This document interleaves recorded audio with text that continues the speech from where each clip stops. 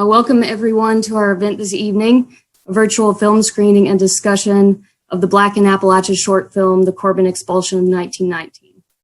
My name is Catherine Engel, and I'm a part of the Sunup Initiative and also the Associate Director of the Appalachian Center and Center for Appalachian Studies at the University of Kentucky. This event is co-sponsored by the Sunup Initiative, the City of Corbin, the UK Appalachian Center, and the UK Cooperative for the Humanities and Social Sciences. Joining us today are panelists William Isom, Director of Black in Appalachia, and Matt O'Neill, PhD candidate in history at the University of Georgia. We're also joined by Sunup member Lisa Garrison and assisting with moderation, Dr. Shine. We'd like to begin with a land acknowledgement from Venus Evans, Sunup member and also tribal member of the Aroostook Band of Micmacs, Mi'kmaq. So, Venus?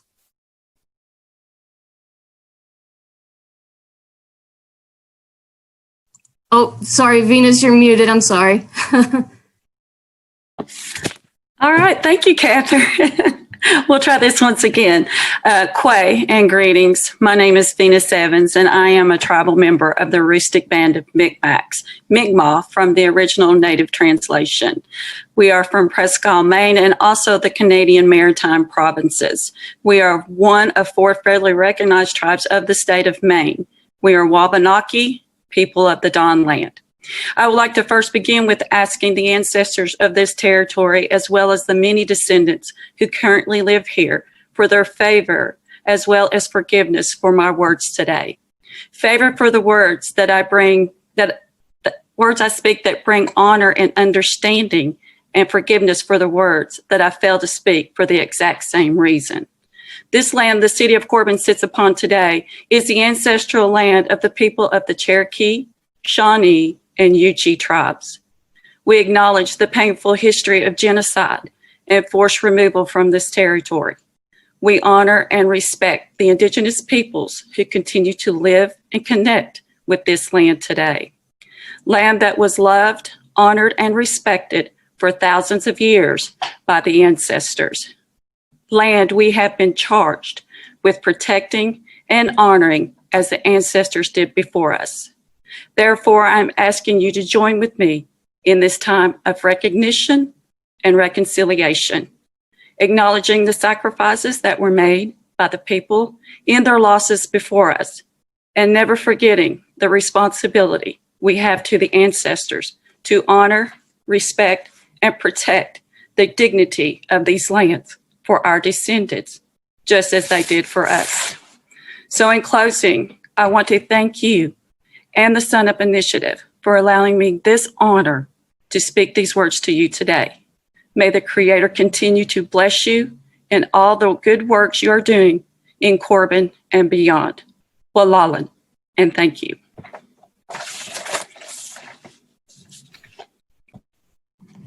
Thank you very much, Venus. 101 years ago on this day, Black residents and workers were forcibly removed from Corbin, Kentucky by a violent mob. For nearly 2 years, the Sunup Initiative, a coalition of community members working in partnership with local and state organizations, has sponsored programming and events to promote racial justice in Corbin and beyond. This evening, I'd like to give a brief overview of some of the work of the Sunup Initiative. And to help with that, I'm going to share my screen and look at our website briefly. So you can find more information about the Sunup Initiative at sunupcorbin.com. And on our About page, I wanted to show a little bit about the possibilities and the programs and events that we're working on. And these are kind of some of our guiding visions here that we're hoping to do with the Sunup Initiative. Opening spaces for constructive conversations about race in our community. Promoting the voices and experiences of people of color in the Tri-County area. Creating understanding, dialogue, and action around the forced removal of African Americans from Corbin in 1919, and building and transforming relationships to advance diversity and inclusion in Corbin and beyond. And so if you click on our work page, it gives a little overview of what we've been doing over the past 2 years. So I also wanted to give a shout out to one of our members, Emmy, who worked really hard on putting together these materials. So 2019, last year, marked the 100th year since Corbyn's race riot that resulted in the expulsion of the city's Black community. And so here are a few things that happened since. Sunup got its start with some film screenings and public meetings beginning in late 2018. Sunup came really out of conversations about racial justice within the Cumberland's chapter of Kentuckians for the Commonwealth, and also grew to include partners, including the UK Appalachian Center and the Laurel County African American Heritage Center. We first called ourselves the Corbin Racial Justice Initiative, and you have some links to some of the organizations here. We also have some photos from some of the film screenings that we had in 2018 and 2019. So first, there was a free screening of Anne Braden's Southern Patriot. Then in celebration of Black History Month, in February, we showed the film Evelyn Williams, and which was also included a discussion by Wayne Riley, director of the Laurel County African American Heritage Center, one of our great partners.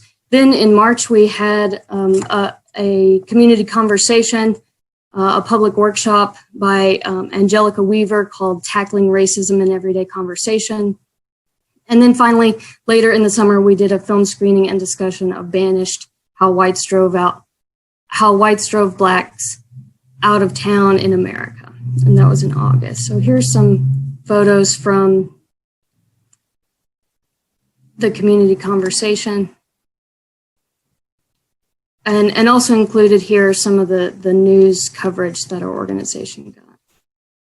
And so last year, 2019, was the 100th anniversary of the race riot. And on October 21st, the city of Corbin issued a proclamation condemning the race riot of 1919, also affirming Corbyn's commitment to equality, diversity, and inclusion, and also named the week of October 26th, the 100th anniversary of the race riot Diversity Week in Corbin. And so during this week, the community came together to host a series of events, which culminated in a candlelight vigil and public historical exhibit featuring the firsthand accounts of the race riot of 1919, which we'll learn more about in the film. There's also events by Kentuckians for the Commonwealth and the Poor People Campaign, as well as a service at St. John's Episcopal Church. So here are some photos from those events.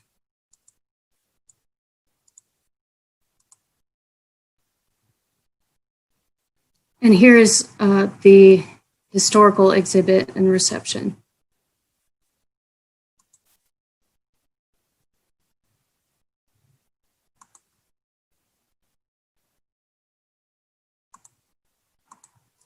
So outside we had kind of a candlelight vigil at the train station where the expulsion actually happened.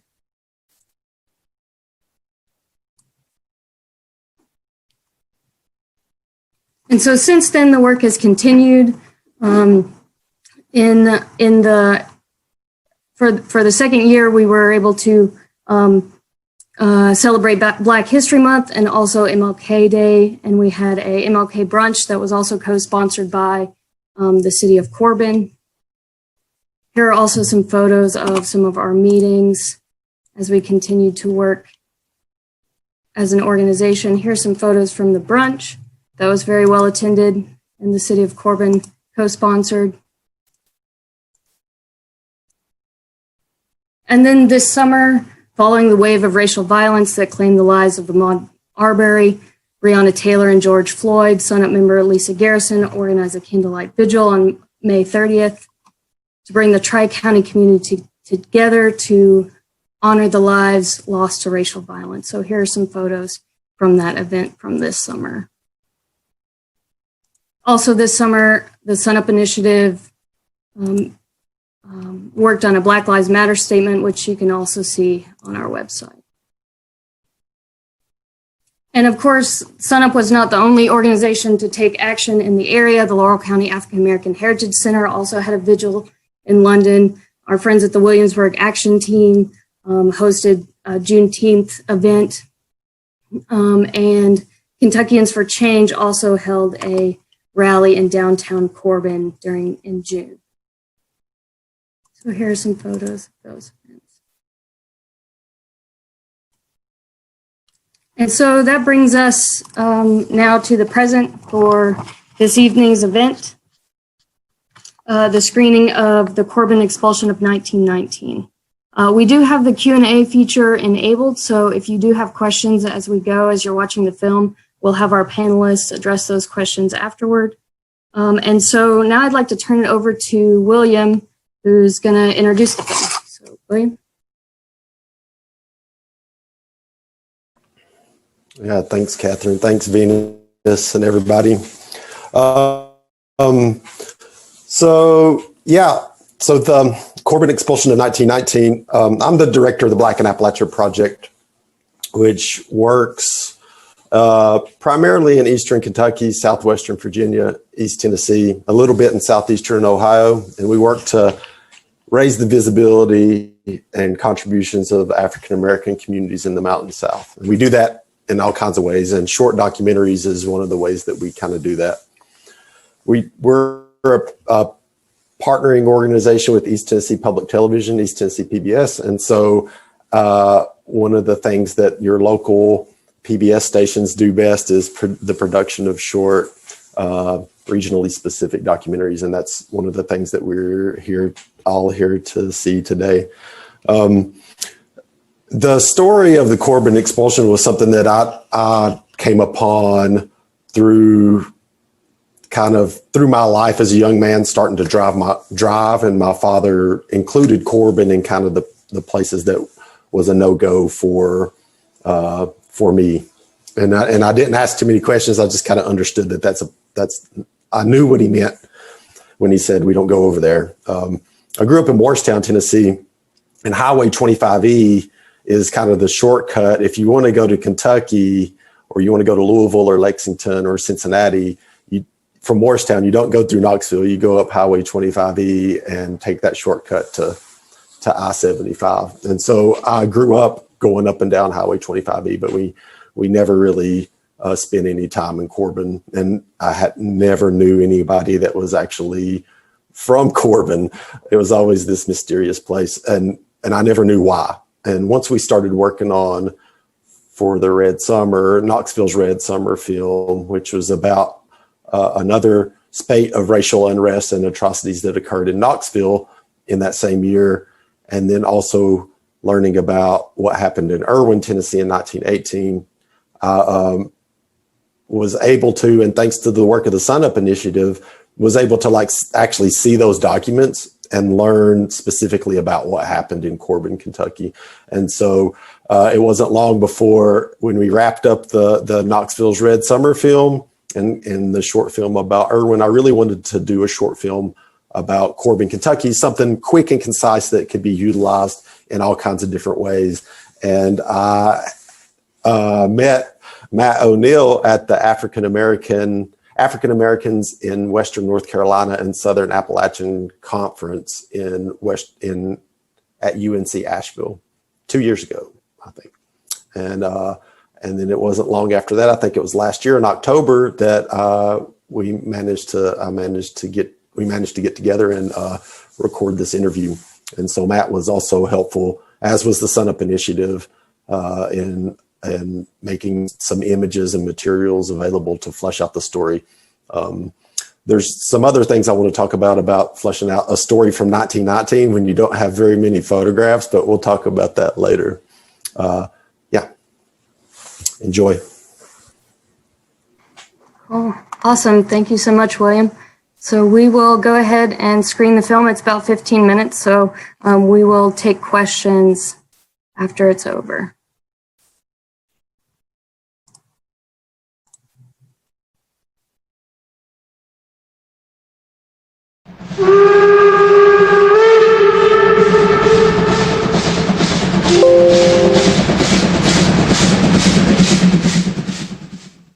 To tell the story of what happened in October of 1919, you really have to go back to understand how important Corbin was as a hub for the LNN. But it's really not until the teens, and especially World War I, that the coal industry really ramps up, and that affects Corbin because it was the receiving yard for all the coal that came out of Harlan County. And so in 1910, International Harvester builds the company town of Benham. And then with World War I, there's a boom in steel manufacturing, so U.S. Steel spends millions to build the company town of Lynch in Harlan County. And the Harlan County total coal tonnage goes from well under 1 million in 1910 to in 1920 it's something like 3 or 4 million. And so with that increase, you have to increase the size of the receiving rail yard, which is exactly what these black workers were sent to Corbin to do. They were housed in rail cars and in tents on L&N property. They were not meant to be a permanent fixture in the town. Just like other African Americans leaving the South at this time in large numbers, really for the first time, they were heading to industrialized areas, in this case, eastern Kentucky and really southwestern Virginia. And so in February of 1919, the L&N announces plans to upgrade the Corbin yards to the tune of several $1 million. And they bring up these African Americans from the South to work as construction workers in the yard. There were some African American families already in Corbin.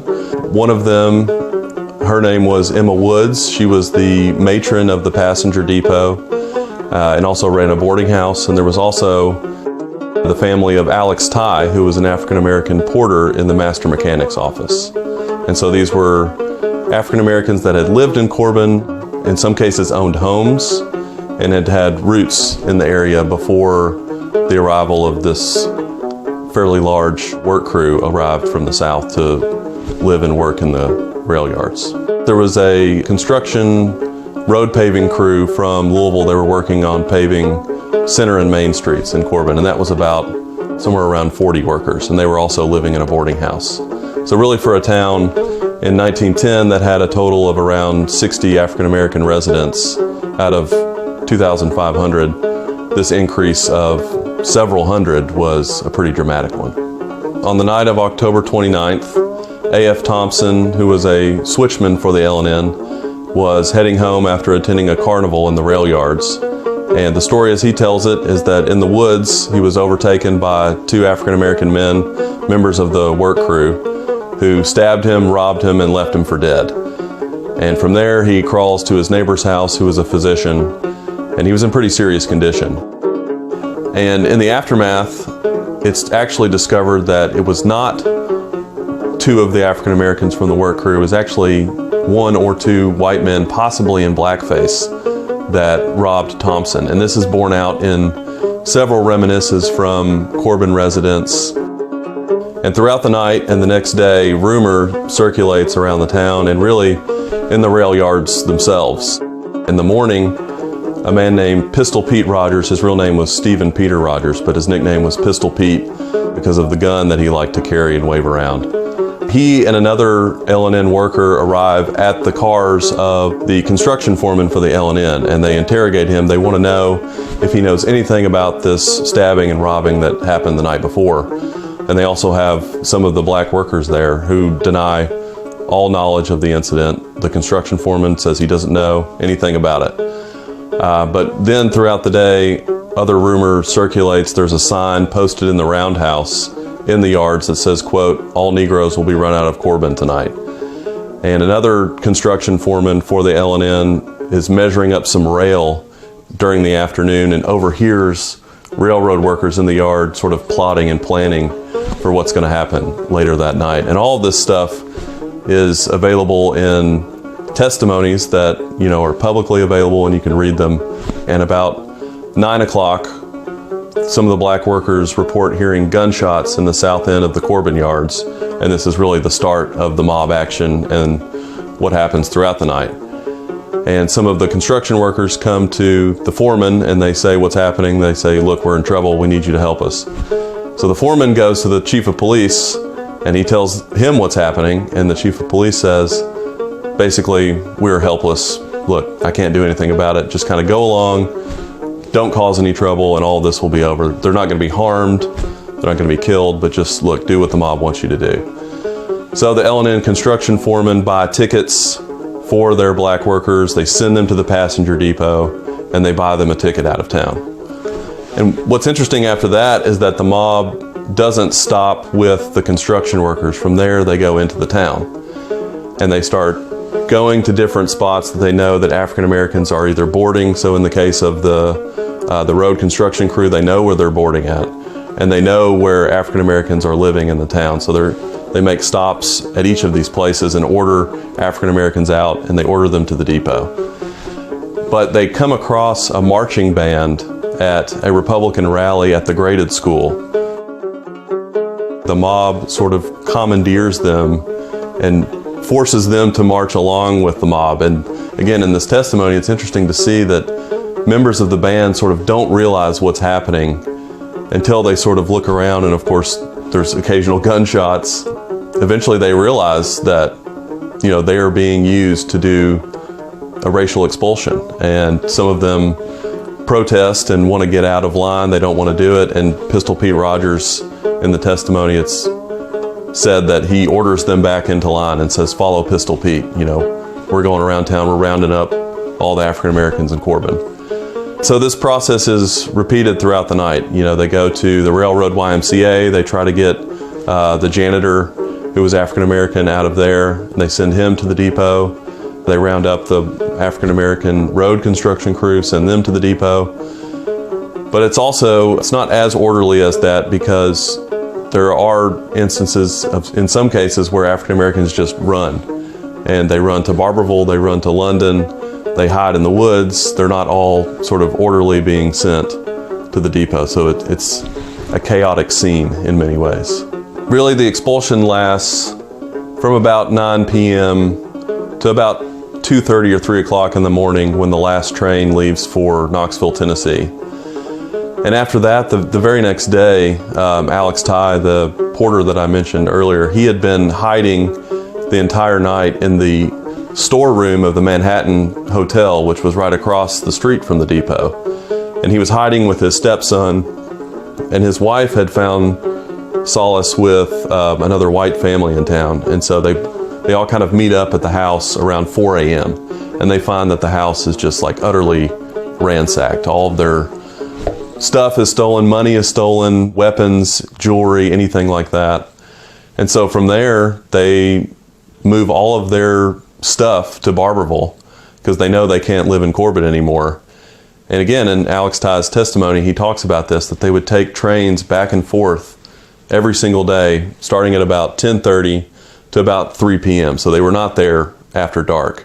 They would just come during the day, get what little stuff they had left, moved it to Barberville, and then from there, they moved to Ravenna, Kentucky, where Alex took a similar job with the L&N. In the immediate aftermath of the expulsion, other stories like this are evident. There are some African American baggage workers that were run out that night that try to return later on in November to work again. And I believe it's the third shift of the railroad workers, so really the dead of night, are walking around in the yard, and they basically tell them that you're not welcome here anymore. Over the next few months, the work of the expulsion is sort of carried out through word of mouth. This happens on October 30th, but after that, the rumor starts to spread that it happened. I have heard stories from people that say that there were killings on that night, and of course the newspaper reports were vastly different in the immediate aftermath. There's one, I believe the newspaper from Mount Vernon says that there were 5 or 6 African Americans killed. And the New York Times article says that there may have been 1 African American that was killed, but of course that was not the case. And through the years, the story has of course changed and shifted depending on who's telling it. And I have heard rumors that there was a lynching, but based on what we know from, you know, the testimonies and the contemporary newspaper reports, there was nothing like that happened.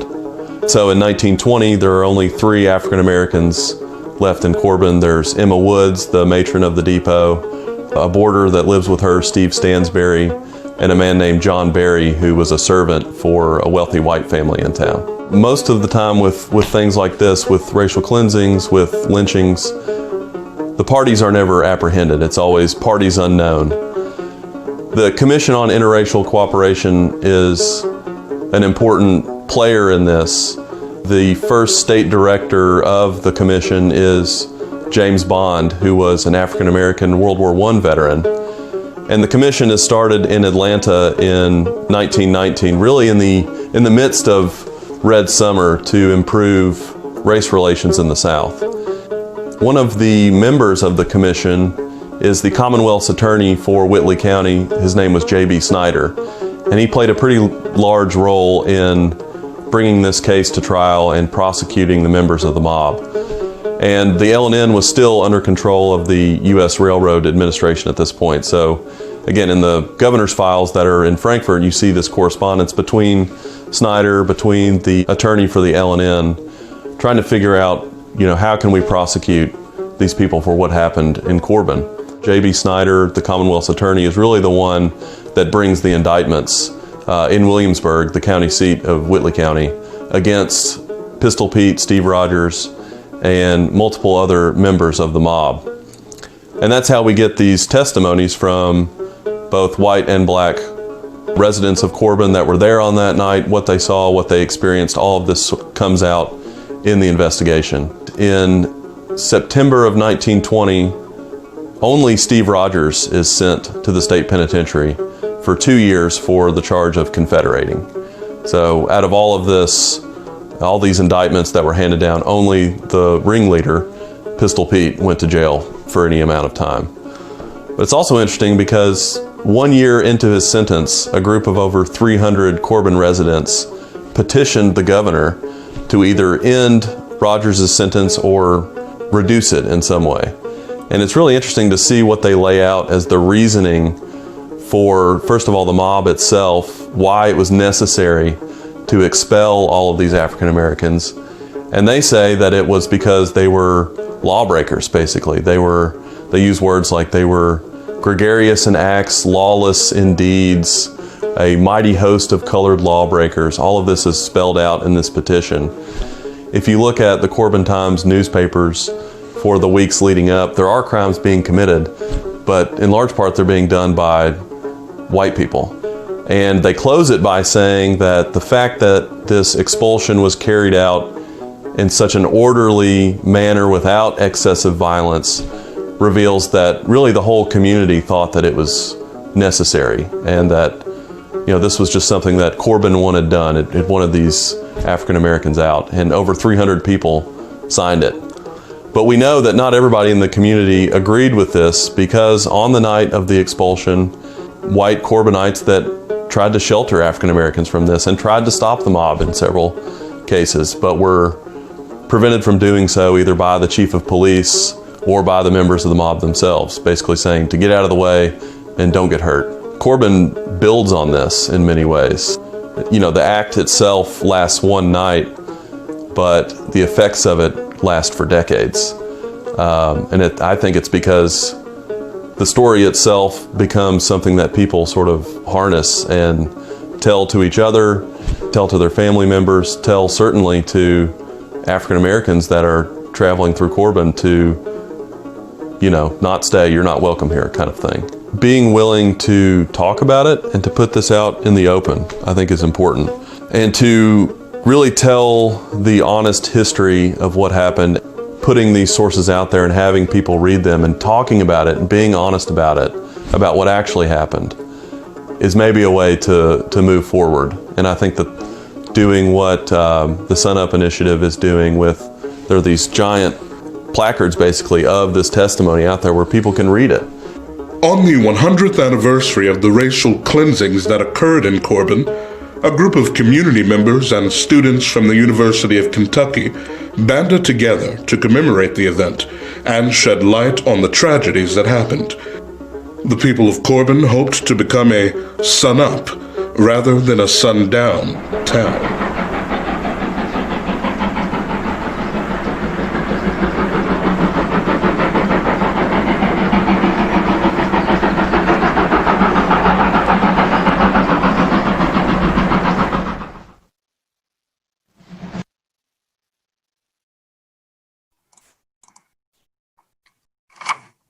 And so now we'd like to move into a moment of reflection led by Lisa Garrison. We meet tonight to honor and remember the Black citizens of Corbin who were forced out of Corbin on October 30th, 1919. We acknowledge as a community that this incident does not identify Corbin or those that live here and who we are today.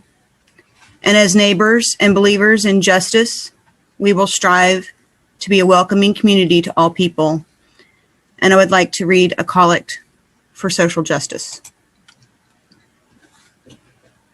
Almighty God, who has created us in thine own image, grant us grace fearlessly to contend against evil and make no peace with oppression, and that we may reverently use our freedom. Help us to employ it in the maintenance of justice in our communities and among the nations, to the glory of your holy name, through Jesus Christ our Lord, who lives and reigns with you and the Holy Spirit, one God, now and forever. Amen.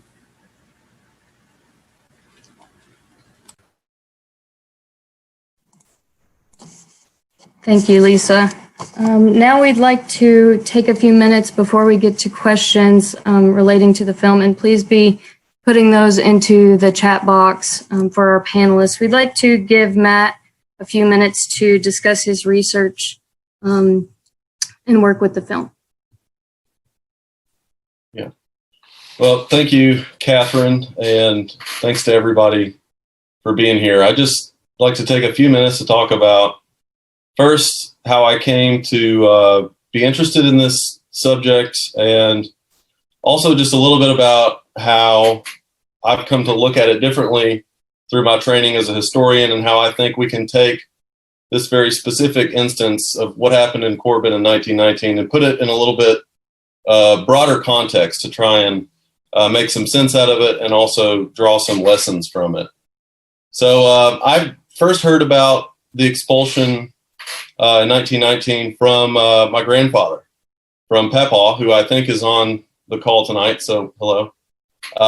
But he was born and raised in Corbin, and both his dad and his grandfather retired from the LNN as assistant yard masters, which I think is pretty cool.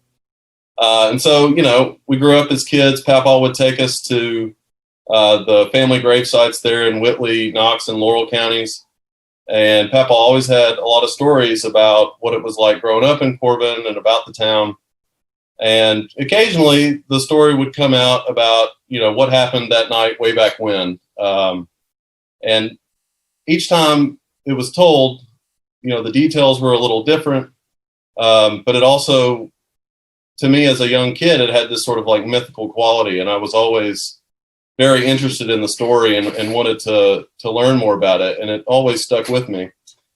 And so when I went to graduate school to get a PhD, I decided to scratch the itch. And, you know, as you do in graduate school, do a lot of reading, a lot of research. And so I just want to offer a couple of things that I've learned just through my very, you know, sort of early studies into this, ways we can think about the time period and what happened in Corbin. And again, some broader context to put it in. And I think the first important thing to remember is that this happens during the Great Migration. So the Great Migration is the mass movement of African Americans out of the South into places in the North and Midwest. And it really begins in 1916-ish during World War I. So prior to this, say in 1910, 90% of African Americans live in the South, in states in the Deep South like Georgia, Alabama, Mississippi. And by the end of the Great Migration, say around 1970, that number is more like half. Half of Black people are living in the South, while the rest are in largely cities in the North, Midwest, and even the West. And we often tell this story of the Great Migration when we talk about it at school or academically as something that happens on sort of a south to north trajectory. But especially during these early years, during World War I, there's a ton of migration happening within the South itself, but also from Deep South states up into the Appalachian coal fields, because there's jobs, like the documentary talks about, on the railroads and in the mines, places like Lynch and Harlan County, and in Corbin. So not only are these African Americans leaving the South to go to places like Pittsburgh, Chicago, East St. Louis, they're also going to southern West Virginia, they're going to Lynch and Harlan County, and they're going to Corbin.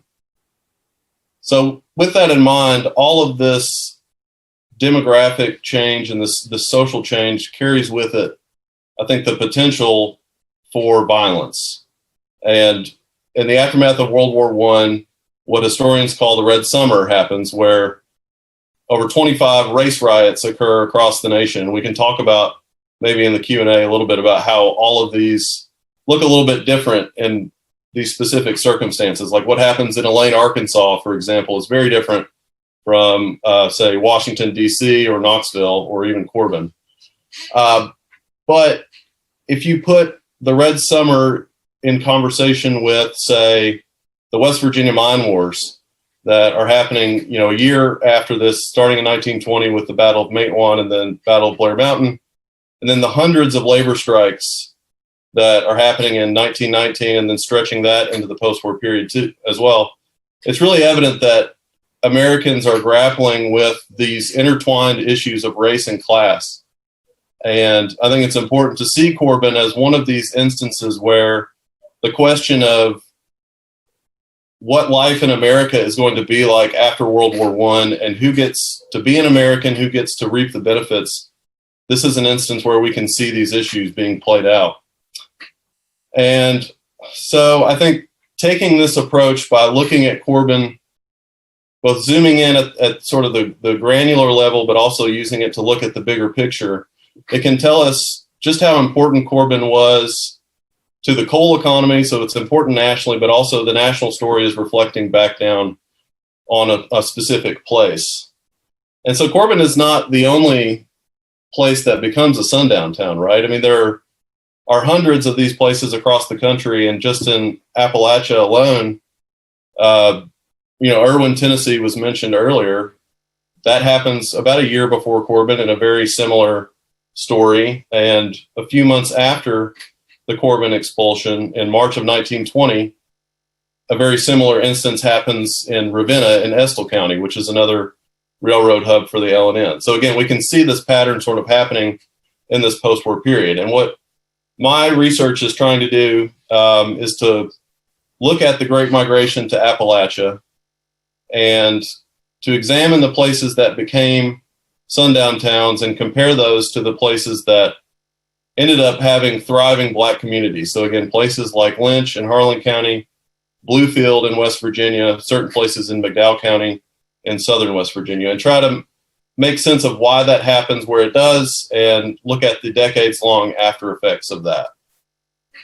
So before I turn it back over to Catherine, I just want to mention a couple of people's work that has really been influential to me and has helped me think about these things if people are interested in reading some other work on it. So obviously, George Wright's book, Racial Violence in Kentucky, is something that has been very helpful to me. And Elliot Jaspin's book, I think, is useful as sort of a catalog of these different events. I don't always agree with how he talks about them or his reasons for why they happen, but I think it's a pretty good overview of some of these racial cleansing incidents. There's also a really good article by a Corbin native, Chrissy Owens Griggs, that was in the Register of the Kentucky Historical Society back in, I think, 2002. And it's very good with the details of the incident, but also, again, like the decades long after effects of it. And then obviously Corita Brown's book, Gone Home, which just came out recently, which is about the migration of African Americans from Alabama up into the coal fields in Harlan County. So with that, I will turn it back over to Catherine, and I look forward to the Q&A. Awesome. Thank you, Matt. We've got several questions coming in here on the Q&A, so please be putting those on there. We'll try and get through as many as we can here. One kind of talking about those economic contributions. One of the questions here, what were some of the economic contributions to the actions the citizens of Corbin took against Blacks? I've read that they didn't want their jobs taken by Blacks, and there was this perception that they were infringing on jobs that Corbin residents wanted. Of course, untrue, and just by their mere presence. Oh, it moved on me, sorry.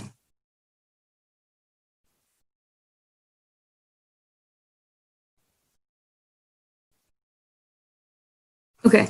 Also, a perception that Blacks were getting too prosperous. Did you find any evidence of these kinds of opinions?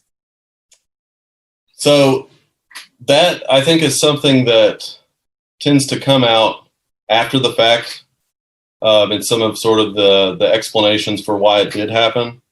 And again, if we look at the jobs that the Black work crews were there in Corbin to do, they were not strike breakers, right? They were not there to take any jobs from people in the roundhouse or the guys that were actually driving the trains or anything like that. So I think that it may be tied more to, and this is something that I'm getting into more with my research, is just this moment of the sudden demographic change, and it can be perceived in some ways as an economic threat when it actually isn't. And this kind of gets into how race and economics are tied together. But nothing that I've seen at the time had anything to do with them actually taking jobs from any of the white workers.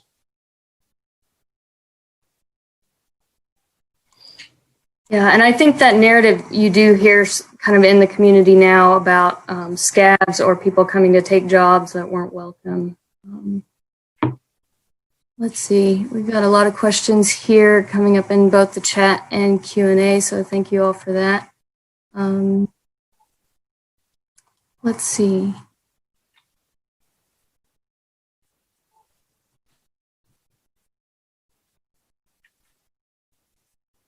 We have a question here about kind of the surrounding area. Why was it that London, Lilly, and Barberville were considered safe havens for African Americans, but Corbin, a city surrounded by these other accepting towns, was so hostile towards them? Would it have been because they were seen as a threat to white Corbinites, because they were employed, fairly well paid, and established African Americans? In a national context, this idea would have made sense, as it was used well into the 1960s to justify white superiority. So kind of thinking about the relationship between Corbin and the surrounding towns. Do you have any thoughts on that? Yeah, I can speak a little bit to that.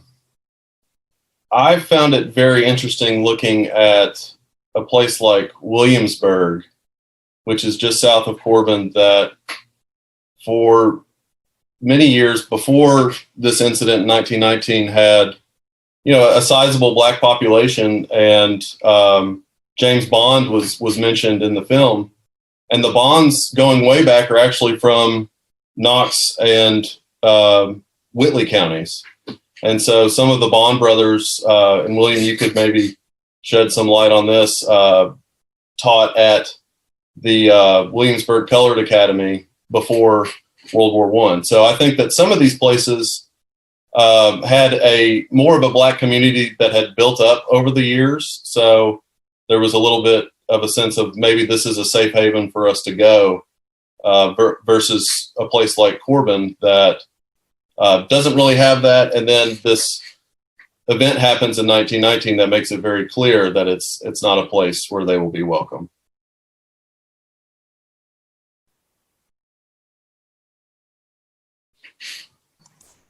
And William, did you have anything to add?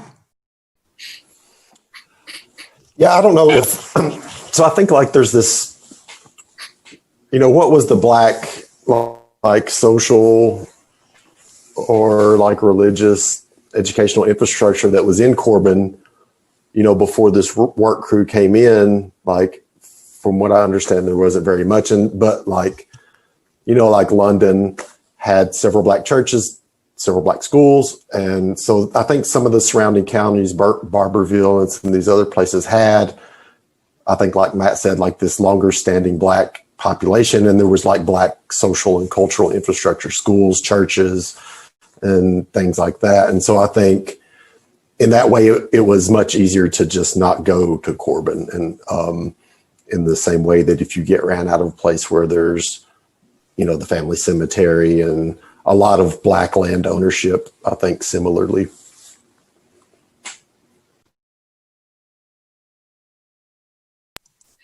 We had a question here, which, William, I think you have the answer to, about kind of the current demographics of Corbin. And the question was about what the current Black population of Corbin is. As we understand it, and if I'm wrong, somebody here, please correct me. The Black population of Corbin is 0.05%. And I think that shakes out to about 3 people.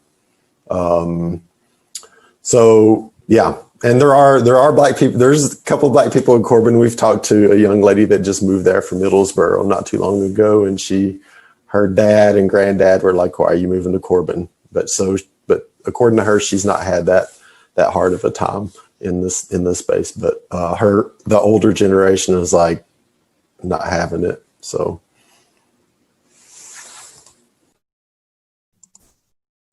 We had a question here. Here's an interesting question. In your research, has there been any luck by anyone researching this event, tracking down relatives of those who were expelled, to get any family versions of the story? I know that's been something I've been wanting to look into and would be a great addition. Any thoughts on that? Yeah, I would love to find those stories. The problem with tracking down descendants of some of these people is, this happened right before the 1920 census, right? I mean, this happens late October of 1919 into early November. The census isn't taken until early 1920. So, I've looked at the L&N company records. There's nothing there about, like a roster of workers that may have been in Corbin at some point. So that's another frustrating thing about researching something like this, is that there isn't as much of a paper trail. A lot of it is the oral tradition. Something I will add is I mentioned Ravenna earlier. And Ravenna is a place that expels African Americans in March of 1920, which is after the census is taken. And so we do know folks that were living there. And again, it kind of matches up with this pattern with the Great Migration. Most of them are from Alabama, Georgia, Mississippi, and were living in the rail yard there in Ravenna in train cars. So it may be easier to track down some of those folks and get to their family and talk to them about it. But if anyone has any information about, possible family members, definitely send it along. I'm particularly interested in the Thai family because there were lots of ties in Eastern Kentucky, like all over the place, Harlan County, Bell County, and Whitley County. So anybody figures out the mystery. Yeah, I know Sunup folks would be very interested in hearing more about those stories and those histories. A related question here, were there oral histories that capture the African-American perspective on this expulsion or similar ones? One might think or hope that the Writers' Project during the New Deal might have collected these stories. So a little bit about the oral tradition you might have been able to find. Yeah, so I know that in Frankfurt, there are some oral histories there that were done in the 1970s.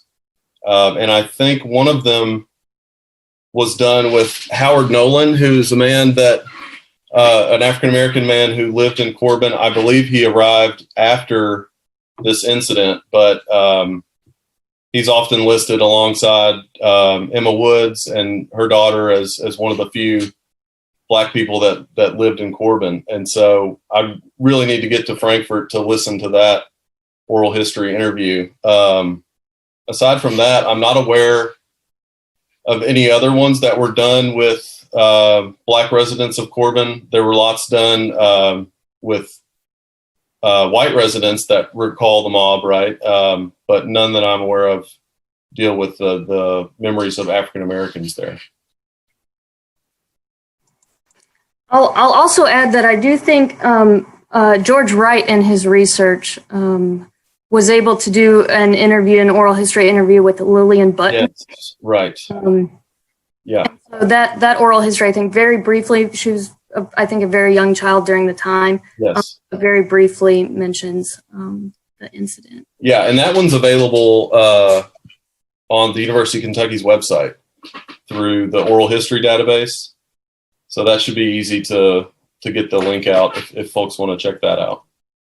Yeah, and that's under that's on our Sunup resources page as well.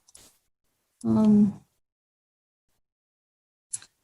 kind of relating to that, and I guess earlier work on the events of 1919 and being portrayed to a larger audience, we had a question about what do you think about the 1991 movie, The Trouble Behind, about the Corbin expulsion? So for those who might not be familiar, there was a film made that kind of covers this same history, same story. Well, for me personally, I think it's useful as a resource because there were interviews done by Robbie Henson with some of these people that were around at the time that I think are valuable as a historical artifact, right? And as basically oral history interviews. And I've reached out to him to see if he has, the more long form interviews, and he said that he doesn't. So it's just the film that's left with us. But I understand that it rubbed a lot of people the wrong way. So I'll let maybe somebody that's from Corbin talk about that, or someone else address that. But I think it's useful as a resource, I think.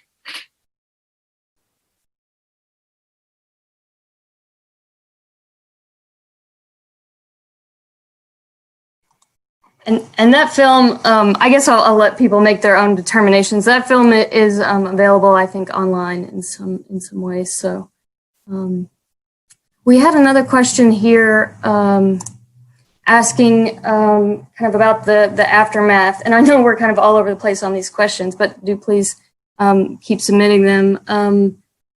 Someone has said an indictment of mob action seems rare. Can you speak to how rare or common government action against mob activity was during this time?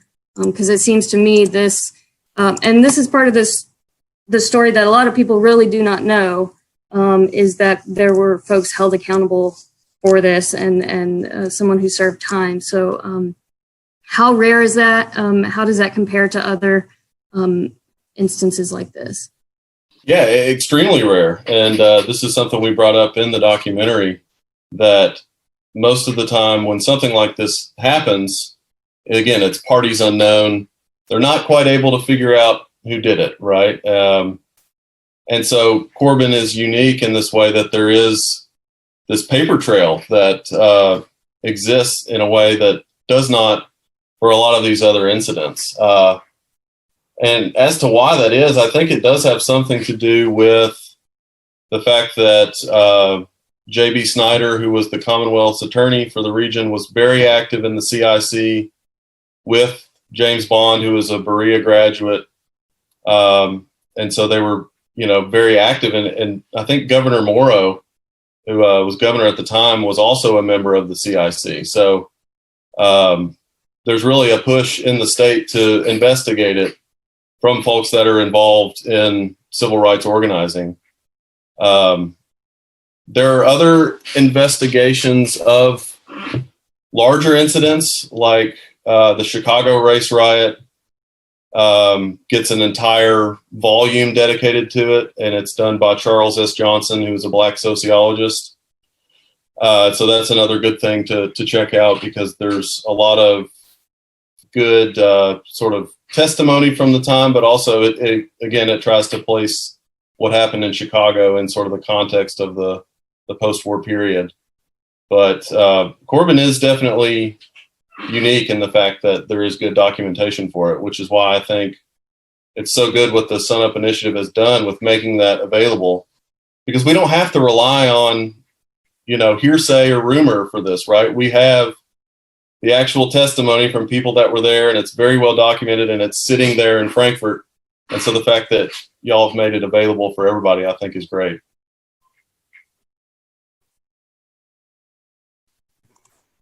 Did you have anything to add, William, in your research, other places in the region, Southern Appalachia specifically? Or Yeah, more often than not, nobody knows what happened. Similarly, there was a lynching that occurred, I think, in the 1890s in Bristol, maybe 1893, something like that, in Bristol, Virginia, and nobody was ever. And oftentimes people are applauded for whatever racial atrocity occurs. Nobody I think, in Irwin similarly, but in Knoxville, they kind of cast this wide net, and there were even women that were like indicted originally for the atrocities that occurred in Knoxville in 1919. And then, but by the time it goes to trial, it had like whittled down to like 2 people, and one person, I think they had a hung jury, and the other person, I think he served like not very long at all, a couple of months. And so, yeah, I mean, it seems the thing that I have seen where there are indictments, there's this wide net cast, and then it kind of whittles down, and then nothing ever kind of comes out of it. So for Pistol Pete to serve any time was pretty amazing. yeah, that and then also the part of the narrative is that also, and I guess it maybe wasn't mentioned in the film, but there was local folks who wrote to the paper immediately after the race riot that was kind of really not associating with it, saying that this is not us, this was not an okay thing to happen in our community. So there, even right after the event, there were people speaking out against this atrocity. And you, just to hop in real quick, you find that also in every lynching that occurs, there's in most communities, there's, even in Irwin, there was like people that came out and was like trying to disassociate the city or the location with what happened, because it seems like those who know what's going to be the economic impacts of these kinds of things, or the potential economic impacts of these things, are the ones that, say something.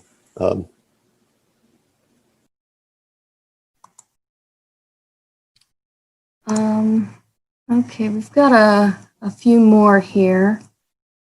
And I guess building off that question of economic impact, we had a question: were there financial consequences for the city of Corbin? I guess that could be, 101 years ago, perhaps even to the present. I can imagine there was a need for individuals to continue working in those vacated positions. Yeah, I've not seen anything that details any detrimental economic effects from this. I mean, coal booms throughout the 20s, really up until the Great Depression. And, the population of Corbin grows along with that. And a lot of people are working at the L&N Railroad. And so I think, in some ways, this ensures that, right? Like you ensure that you don't have a lot of competition for those jobs, and that if no one is enforcing any kind of penalty for what occurred economically, then you get to, again, reap the benefits and to enjoy those positions.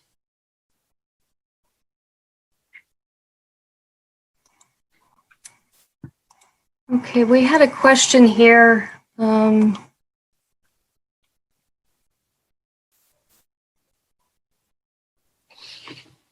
We had a question about the documentary itself, William, and I really applaud you and your team at Black in Appalachia in bringing this to life through visuals and Matt's telling of the story. This is from William. You mentioned the challenges of making the documentary when there's such a thin visual record. Would you talk more about how you handled this issue? This is a pretty easy answer in some ways. So we encountered this when working on the film about Knoxville's Red Summer, the racial violence that happened in Knoxville. After a while, you get to a point where you run out of newspaper articles, or you yourself, working on the film, you don't want to see another newspaper article on the screen. And so for that particular film, I had found some old editorial cartoons that were drawn for the racial atrocities that occurred in Knoxville. And those were drawn in the 40s. It was like a retrospective, like looking back at the Knoxville race riot. And I thought, man, it would be cool and super helpful for me if we had somebody to kind of illustrate some of these scenes to fill in the gaps of the visual record. And luckily, there's an illustrator in Knoxville, Adia Ataya, and they did a really good job on that film. And so once we started putting together the Corbin Expulsion film, it was really immediate because there was even fewer like images. At least I could show like historical photographs of Knoxville or Sanborn maps or something to kind of fill in the gap. And we had also found some old footage in Knoxville. But for Corbin, that what was available was even thinner. There's a ton of like written testimony from what happened in Corbin, but nobody's going to want to look at like printed out words on their screen. So Adia hopped in and helped to illustrate those segments of what happened in Corbin, which helped out a lot with being able to keep people interested in watching it. So. Yeah, and your team was able to find some really great historic photographs that folks at Sunup, we hadn't been able to find. So I was wondering if William and Matt, you could share a little bit about being able to find those pictures.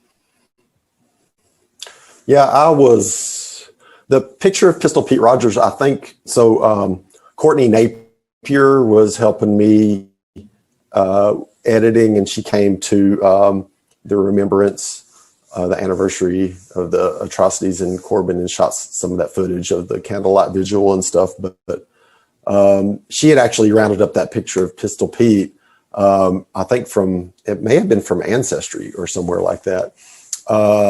But she dug that up. And then the other photographs, I'll let Matt talk about those because I don't know what we were talking about. We were sending messages on Instagram about something. And Matt was like, oh, by the way, I've got these pictures of Alex Ty.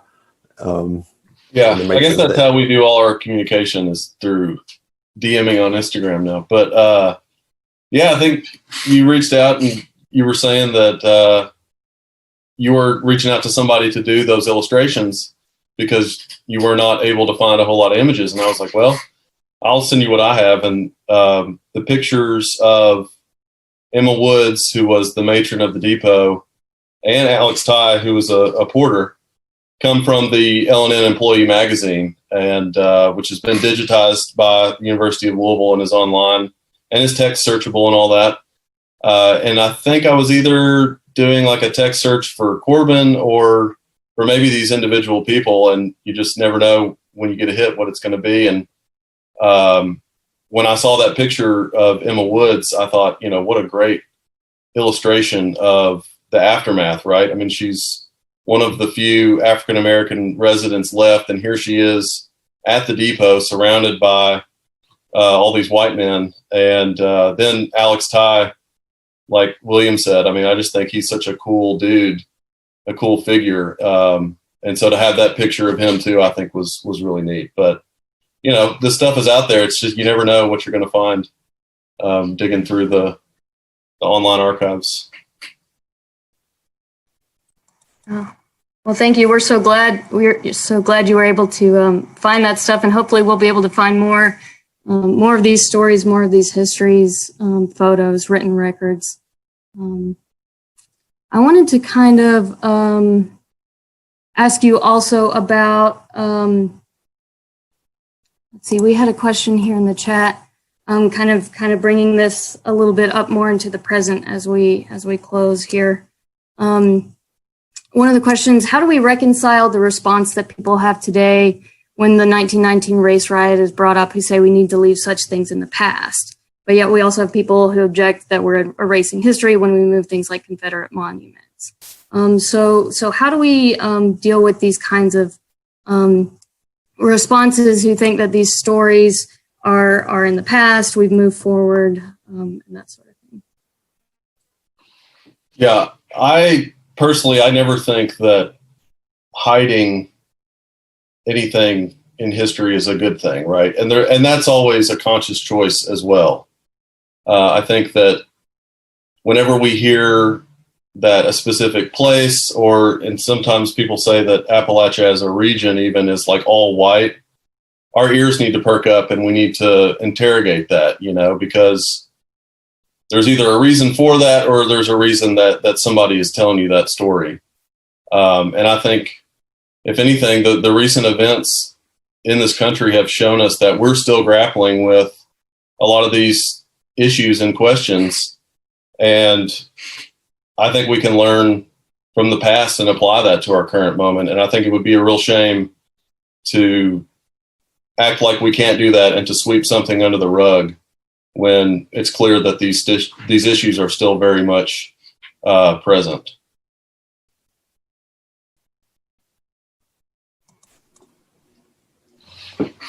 Yeah, I think somebody asked me one time, especially after George Floyd, we got a lot of people wanting to interview us and stuff. And it was like, well, how did we get here? And I think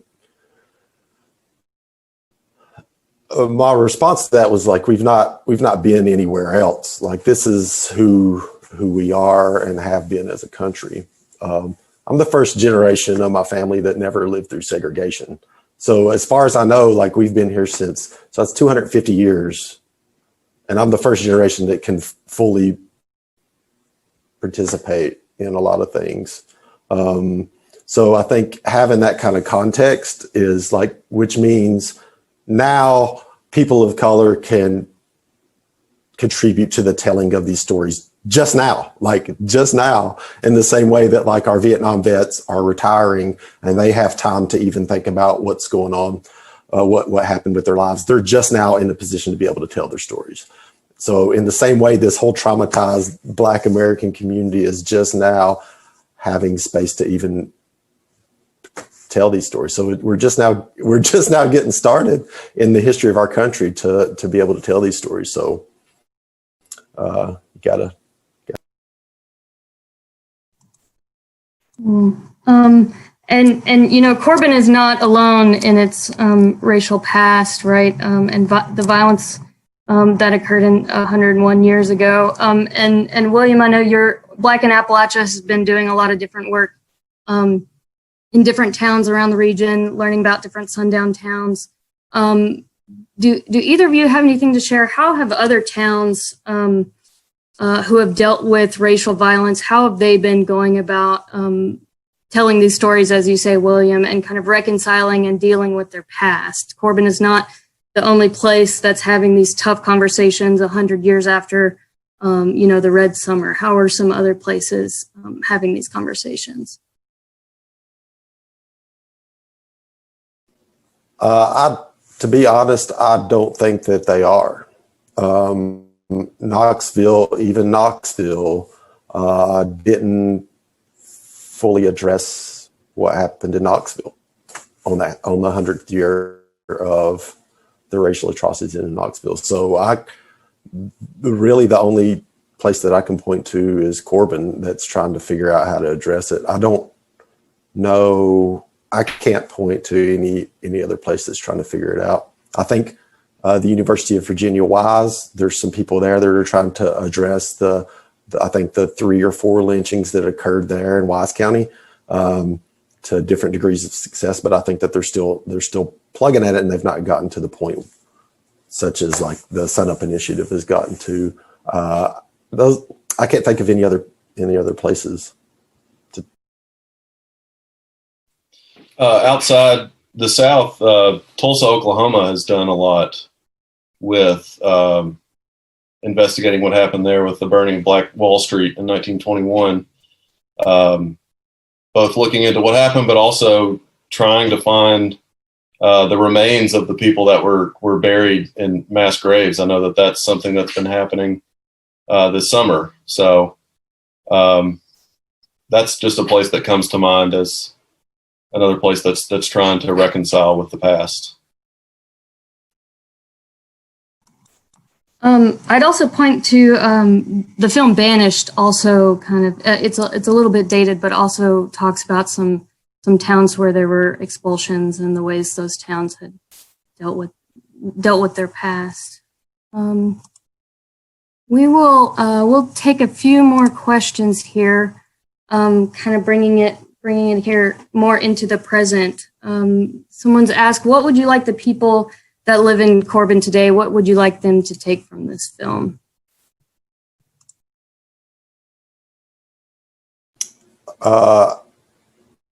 For me, I hope that it's something that they would want to show their neighbors and show each other and talk about. I think people from and in Corbin, I hope that this is a useful tool for the schools. I'm always said, like, you know, the top echelon of making short films for me is like if an 8th grader writes a paper about it, then like that's the Emmy, like you've won. And so I would hope that the school system would utilize it. I would hope that the surrounding counties would use it. I just hope that it becomes useful for folks. That's what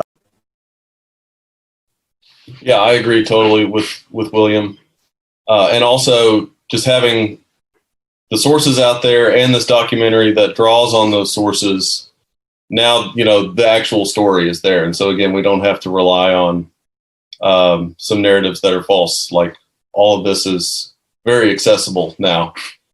So, you know, maybe conversations can be started on that, but absolutely, like the education aspect of it, I think is very important.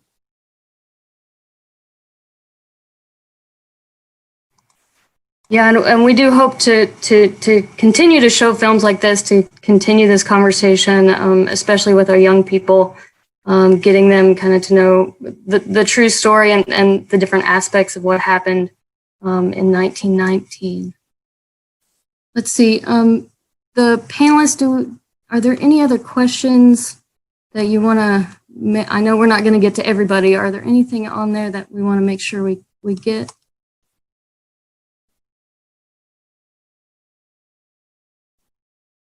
The one there on the very top, and I think some folks have kind of hinted at this also in the chat. Maybe Venus and Lisa, you can chime in as well. But the question was, how has this initiative been met by the people of Corbin? So how have folks engaged with this work, with these conversations over the past couple of years?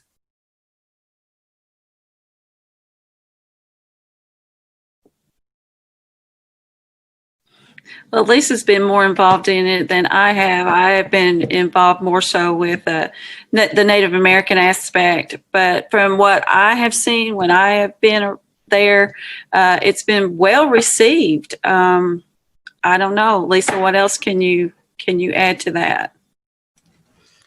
I also agree. It has been well received by most of the people that I've talked. I mean, I have not heard anybody that has personally come to me and said, why are you all doing this work? It's not necessary.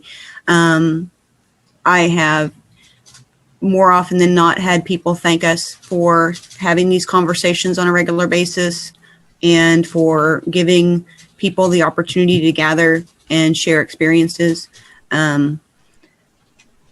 There's always a risk when you do work like this, and I feel that Corbin has been very receptive to the work and been very supportive when we have gathered at our vigil and when we partnered with Kentuckians for Change on the protests. The police department was very supportive. The mayor and the city manager were very supportive. So it's good the conversation is happening, and I think there's room for more conversation. I agree. Okay, so we've running into time here. Are there any let's see, last questions or last contributions from our panelists about the events of 1919, about the film, about the Sunup Initiative? Any closing remarks?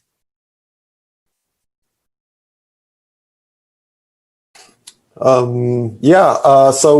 we're going to air this this short will air on East Tennessee PBS on November 4th and 9th, I think, on the PBS, East Tennessee PBS station. So hopefully we can get it also on KET. That would be cool.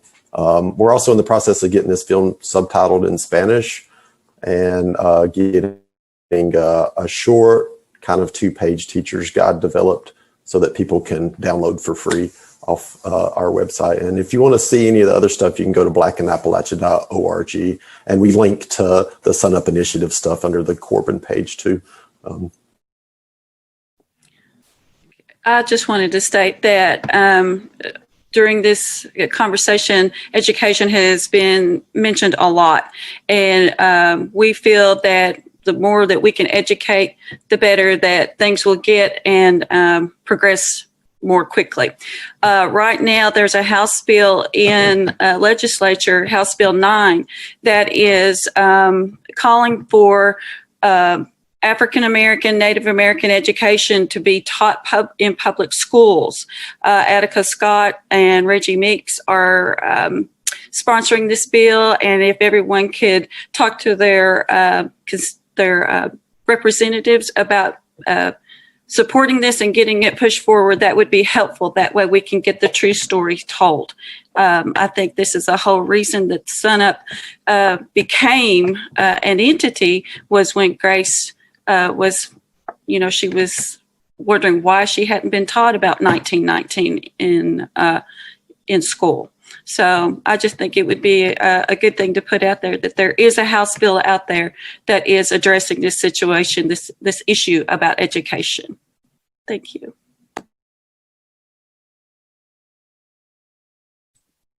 I just want to say thank you for the opportunity, both to William and to the Sunup Initiative for hosting this. I think this has been a good conversation and definitely something that can be built on going forward. So I just want to say, again, thanks for involving me and giving me the chance.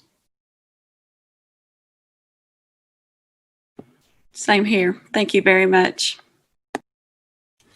I just want to thank everybody that tuned in and signed up to join us and watch this event. There were over 80 people on this call with us, watching and participating and offering questions and responding. And it's been very encouraging. I'm glad that this conversation is happening, and I'm looking forward to more. Awesome. Well, I just want to say thank you again for our panelists for sharing your work and your research. I also wanted to share my screen one last time here. Let's see. Point out some things on our website as well. I wanted to invite everyone to check out our website and get involved with the work of the Sunup Initiative. You can sign up to be on our mailing list here at the bottom of the page. Also, we have our primary and secondary resources that are available about the race riot, including the testimonies from the court case that are available here on the website. These materials, we'd love to get them integrated into the classroom, and we're also working on some educational activities. So we'll have to talk with you, William, about that to get this history incorporated into our local curriculum. Also wanted to point out under Get Involved, our next monthly meeting is Thursday, November 5th at 5:30. We're also starting another book club, reading Olivia V.G. Clark's Black Girl, White School, an anthology that Lisa's leading, that will meet on Tuesdays at 7, beginning November 17th. So you can find all that information on our website and sign up for our listserv as well. And if there's no other items, I wanted to again say thank you to our panelists and also our participants, everybody who tuned in.